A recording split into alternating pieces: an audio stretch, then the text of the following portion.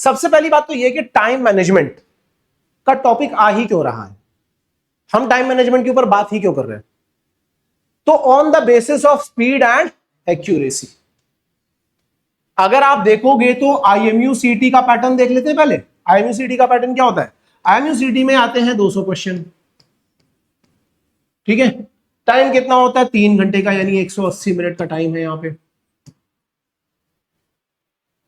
कितना टाइम मिल रहा है एक क्वेश्चन के लिए? लेस देन 1 मिनट, 1 मिनट से कम का टाइम मिल रहा है अगर आपके पास 200 क्वेश्चन है। जनरली हम क्या देखते हैं कि अरे सर 200 क्वेश्चन है, 1 मिनट से भी कम का टाइम है। अगर क्वेश्चन थोड़ा लेंदी हुआ, अच्छा किसी ने अपनी स्पीड चेक करी है? नहीं करी है। किसी ने एक्यूरेसी चेक करी है कि 1 घंटे में मान लो मैंने 30 क्वेश्चन कर लिए तो 30 में से कितने सही है कितने गलत है? नहीं करी है ना।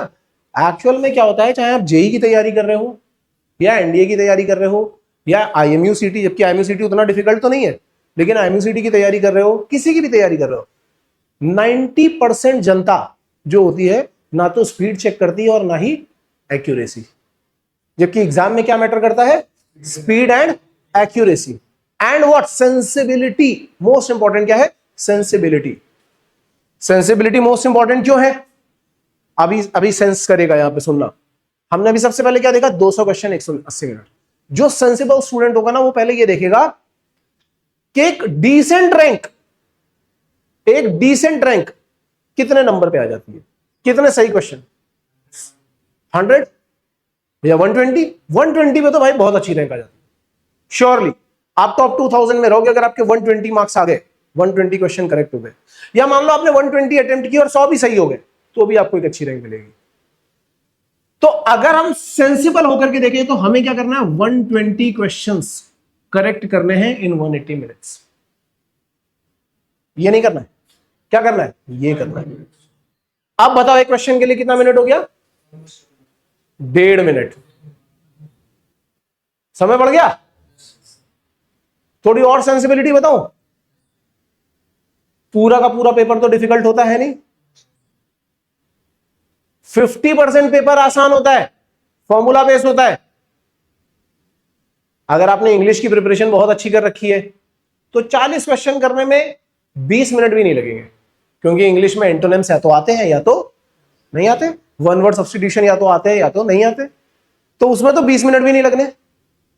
सेम केमिस्ट्री में थ्योरेटिकल पेपर है तो कैलकुलेशन किसमें आई? एप्टीट्यूड, मैथ, फिजिक्स, इसी में तो आ रही है। और इसमें भी 50% पेपर क्वेश्चन कैसे हैं? फॉर्मूला बेस्ड है। अभी जैसे पेपर अपने पास आएगा तो हम वो पेपर डिस्कस करेंगे, तो उसमें कई क्वेश्चन कैसे होंगे? फॉर्मूला बेस्ड होंगे। फॉर्मूला बेस्ड होंगे तो वो भी कैसे होंगे? 10-20 सेकंड में खत्म हो जाने वाले हैं। तो तुम खुद सोच के देखो, क्या तुम्हें टाइम नहीं मिल रहा है? मिल रहा है। लेकिन हम लोग क्या इस तरीके से सोच रहे हैं? नहीं सोच रहे। मेन बात ये है, इसलिए टाइम मैनेजमेंट बहुत जरूरी है, क्योंकि टाइम मैनेजमेंट आपको ये बताता है कि आप 1 घंटे में कितने क्वेश्चन कर सकते हो। टाइम मैनेजमेंट आपको ये बताएगा कि आपकी अभी एक्यूरेसी कितनी है और उसको कैसे इंप्रूव किया जा सकता है। And the same thing is in sponsorship.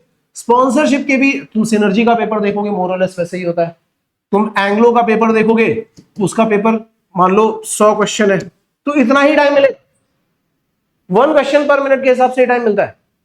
Fleet management का देखोगे, उसमें तो क्या होता है, 50 क्वेश्चन होते हैं, 35 मिनट का टाइम मिलता है, बस इतना रिटर्न के लिए।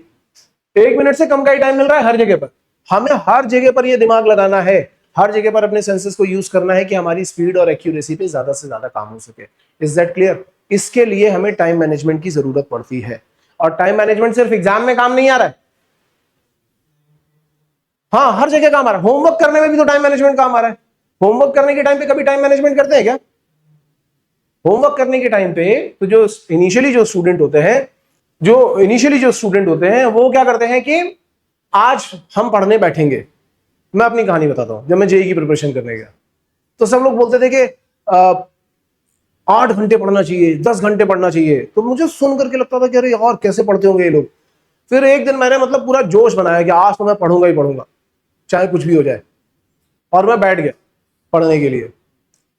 और उस समय वो एक इरोडोव की बुक आती थी फिजिक्स की, वो ओपन करके बैठ गया। उसके कुछ 50 क्वेश्चन मिले थे करने के लिए। मैंने बोला कि आज जब तक ये क्वेश्चन खत्म नहीं होंगे तब तक मैं उठूंगा नहीं।